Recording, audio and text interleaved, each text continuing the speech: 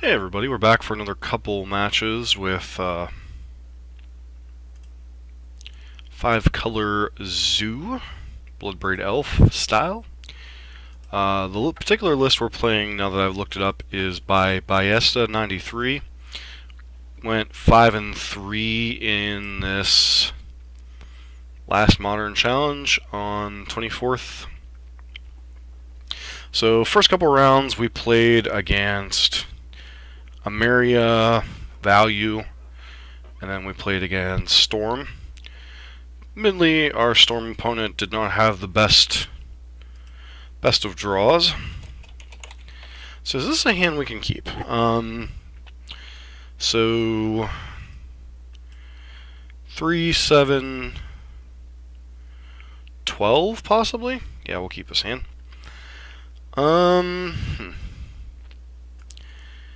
Wooded Foothills needs to grab... I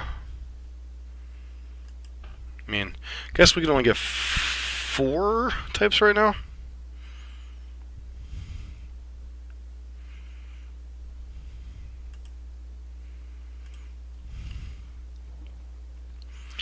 Wooded Foothills versus Wooded Foothills. Hopefully this is not Ponza.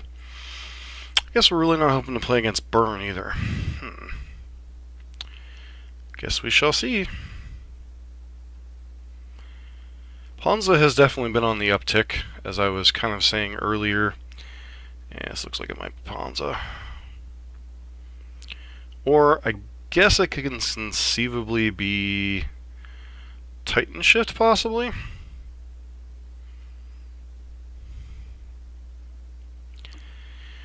I don't know, something... Alarm bells are going Ponza for some reason.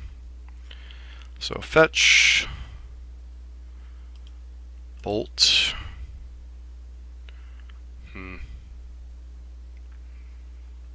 Okay, so... Noble Hierarch. Guess we grab, what, Blood Crypt here?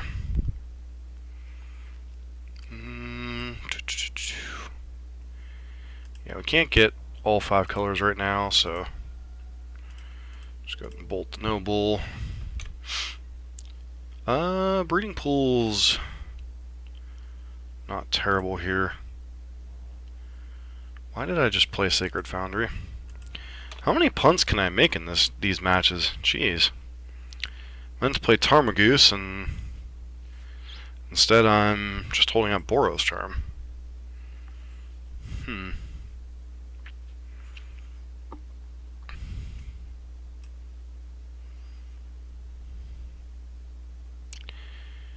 Opponent could be... I don't know, there's a couple different Noble Hierarch decks. Could be Infect, I suppose.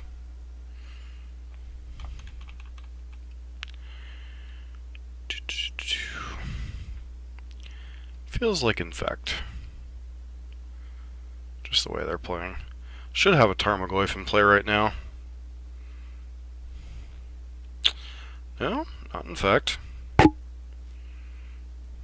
Okay. Just like Voice of Resurgence. Definitely will...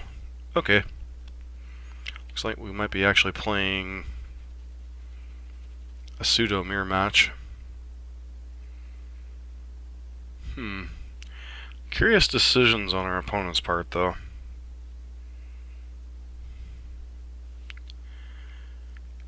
Birds?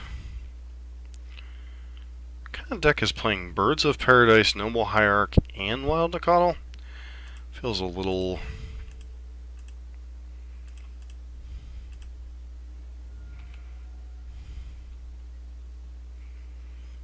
Alright, well, let's play out this... Actually, I need to... 2, 3... Just get basic forest here.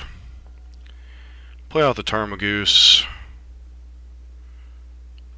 Since I botched this up last turn. Play out my 3/4 Tarmogoose. I guess with sorcery he could get up to a 4/5 next turn. So this Tarmogoyf should already be in play.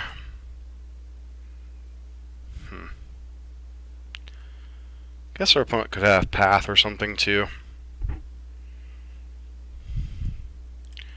Which kind of leaves us on the Burnout or Bloodbraid Elf plan.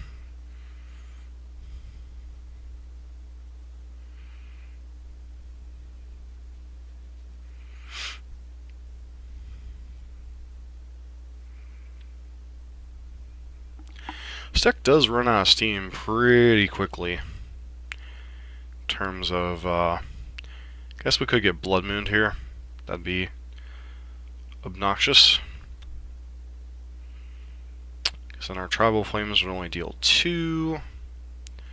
Okay, maybe they're not a Blood Moon deck. Then why are you playing Wild Nacatl? I don't know. Could still Blood Moon with this Birds of Paradise.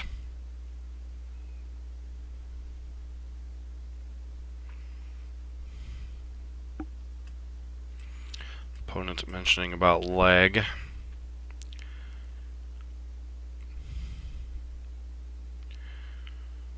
So this Tarmogoyf should have already been in play attacking last turn. Our opponent should be at possibly a couple life points higher from Boros Charm.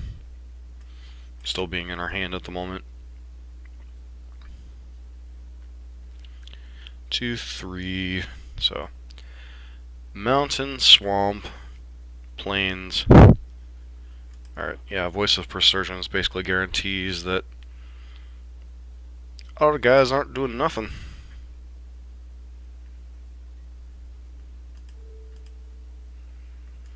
Okay.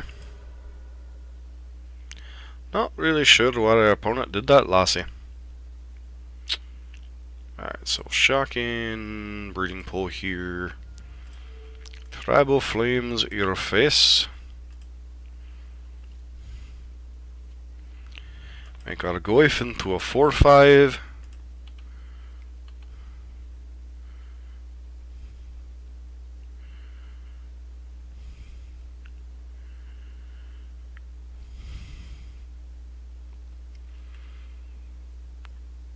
If you had a Path to Exile, why didn't you use it last turn, Lottie? Whenever your Wild Nacatl attacked.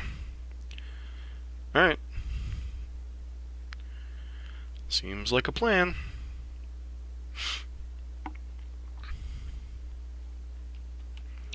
Okay, well, it goes to 2. Play another Tarmogoyf.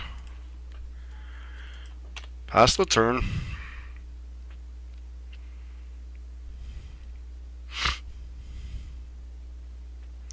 So 1, 2, 3. Knight would be a 5/5 right now. Guess they could have Collected Company. I don't know. Opponent loses connection to the game. Alright, so let's talk a little bit about Modern right now. I'm going to do a wrap-up video on some Bloodbraid Elf decks here in a bit after, probably after this match and one more.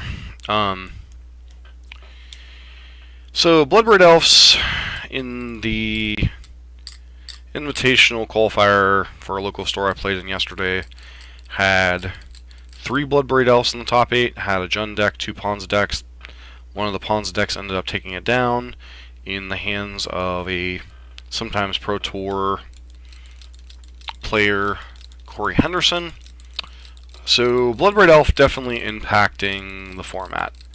Jace was in the Grixis and Jeskai lists, and I believe the Team Ramoon list. So there was 3 Jace decks and 3. No, sorry. There was 2 Jace decks, 3. There was a Tron deck, a Burn deck, which was me. 3 Bloodbraid Elf decks and 2 Jace decks? Or was it 3 Jace decks? So only Tron and I were the non-Bloodbraid Elf, non-Jace decks in the top 8. I know there was a Storm player that came in top 12 of 36. I'm trying to think what else was at the top tables. So Jace and Bloodbraid definitely made their presence felt, how much of that was due to lack of people playing other archetypes they might normally have played and just trying to play with the new stuff. So, Bloodbraid, Elf, and Jace definitely made their presence felt in the local meta game. As far as the wider modern meta game, the Modern Challenge had Hollow One, Burn, Eldrazi Tron, Jeskai, Jund, Amulet Titan, and Bant Company as the top decks. So Jund obviously made an appearance. Jeskai decks made their appearance. Guessing this is the collected company, right?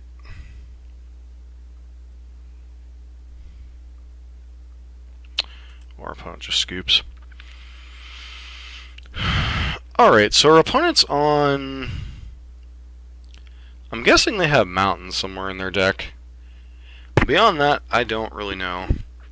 I'm presuming Grim Lavamancer's decent here. Beyond that, don't think Thoughtseize is where we want to be. Cage really doesn't accomplish anything. Lingering Souls isn't really a grindy matchup, I don't think. Molten Rain, I have no idea if that's good. We saw green and white out of them, but Nakatl makes me think they have at least mountains. So I'm guessing it's some type of Bloodbraid Elf mid-range deck, possibly with Blood Moon. So if that's the case, how do I want to minimize the impact of that? Do I just board out... I don't think it's Manus Rider. Maybe board out a couple copies of Lone Lion? Or is it... yeah, Lone Lion.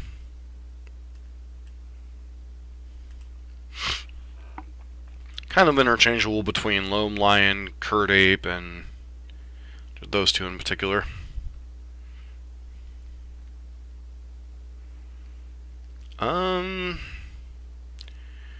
Breeding Pool and Windswept Heath. I mean, we'll keep it. If they have Blood Moon, we're not beating them this game anyway, so... can get...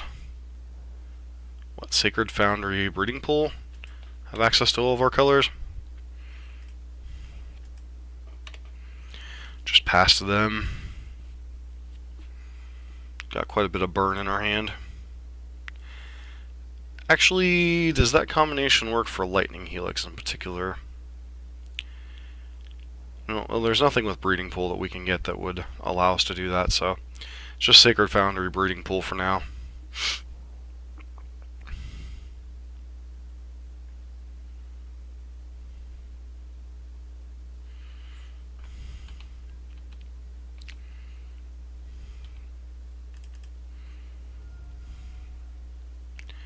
Is there any other options that make sense? Sacred Foundry tapped, I guess. Alright, Manus Rider. Just play Breeding Pool tapped, go. Our mana's not really lining up for us to play anything. We need another land drop or two to play any of our spells outside the Bullets and Tribal Flames.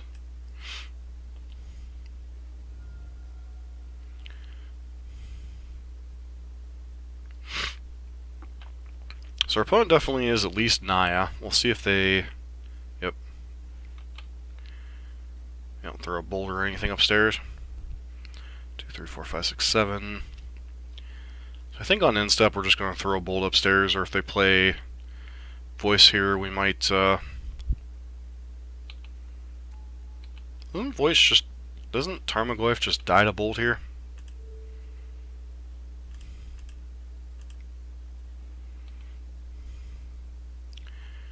Very curious timing on the Tarmogoose there.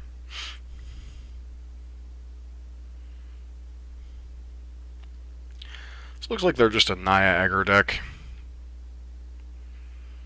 Hold on to the bolt for now. They're stuck on lands, we're stuck on lands. Who's gonna draw out of it first?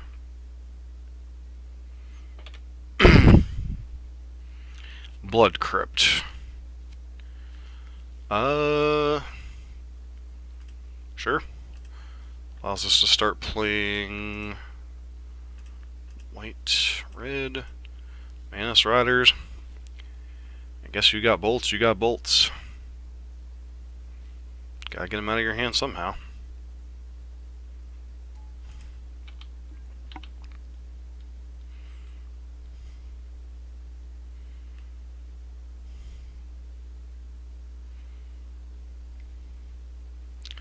Lightning Helix? Sure. Pass to our opponent.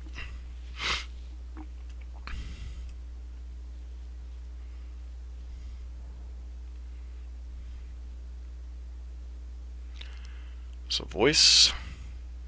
Scoozy. We don't want no stinking Scoozy. They're just gonna eat now.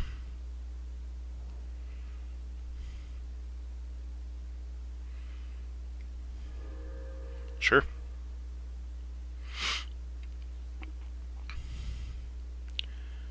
Alright, so bing bing bing. I can't play. I guess I could play Bolt the Ooze, play Loam Lion?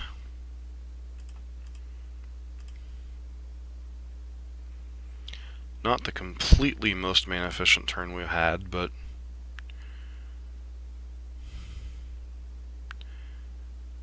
I'm definitely bolting the Ooze here.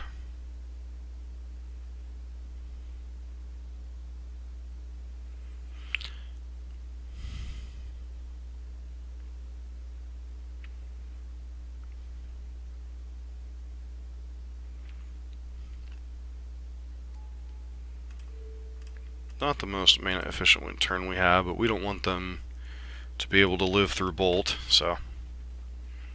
Opponent has 4 cards in hand, we have 5. Virtual 6 with Bloodbraid Elf, so. Of course, that said, alright, Luxodon Smeetray. Alright, I think this is the other version of the Zoo deck, huh?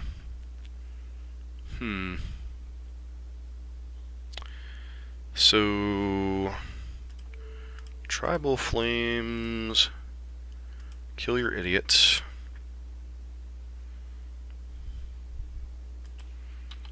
Start bashing in with Loam Lion.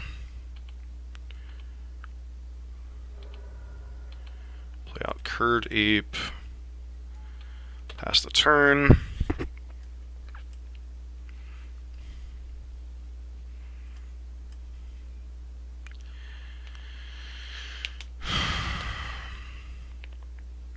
So we're starting to double spell. Our opponent's only been playing 1 spell a turn. Alright, Nakatl, sure. Wooded Foothills. So crack this for Forest.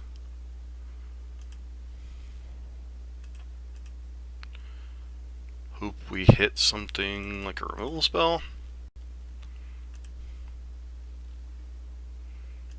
Ding.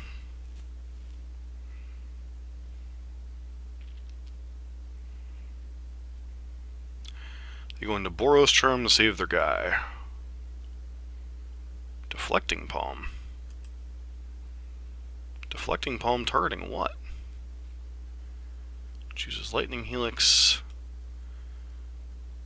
That's not how that works, friend.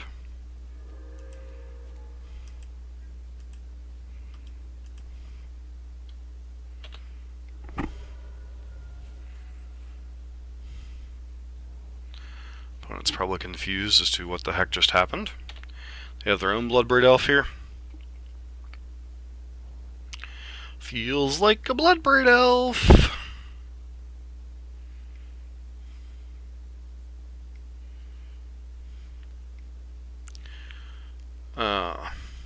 What do you hit? Alright, Nakatl, sure. The question is, do you just sit back on defense, or do you play offense a little bit here?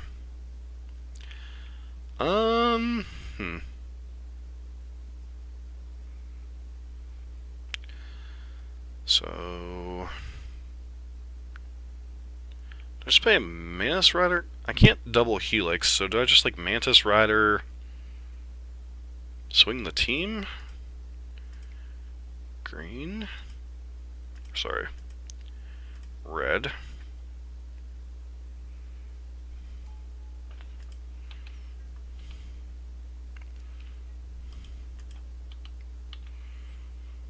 Force them to trade off.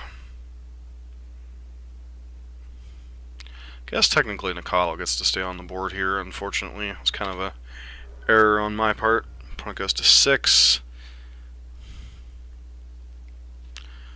Hopefully they don't have Lightning Helix here. Sure, another Bloodbraid Elf. Just no Helix. Alright, Voice of Resurgence I don't even slightly care about.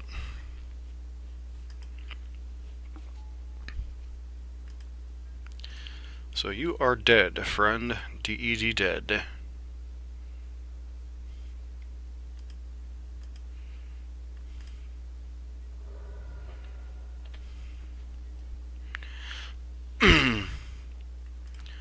Alright, so blue, red. Let's play another Mantis Rider. And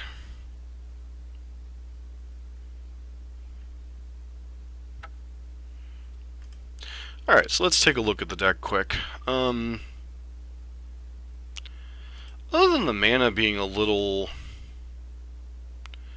Mana feels a little awkward. Feels like a lot of times like we want an Overgrown Tomb, but it doesn't actually cast anything in our main deck. So I guess the land base feels pretty solid. Let's put up a couple different results. Like it's 5-3 to a couple of modern challenges.